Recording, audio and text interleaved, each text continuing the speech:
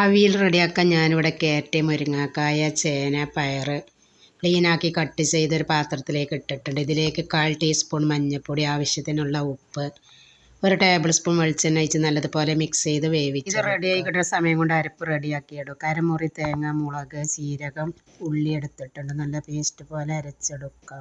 പിന്നെ ഇതിലേക്ക് തൈരാണ്, 1 കപ്പ് തൈര് എടുത്തിട്ടുണ്ട്. അപ്പോൾ അത് മിക്സിൻ്റെ ജാറിലേക്ക് ഇട്ടിട്ടുണ്ട്.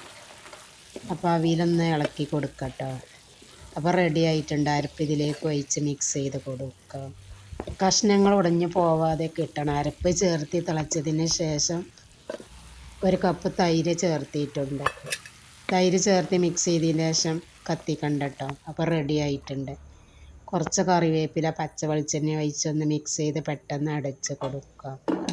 എളുപ്പത്തിൽ ഉണ്ടാക്കിയെടുക്കാൻ പറ്റുന്നൊരു അവിയലും കൂടിയാണ്. അപ്പോൾ നിങ്ങൾ എന്തായാലും ഒന്ന് ട്രൈ ചെയ്ത് നോക്കുക.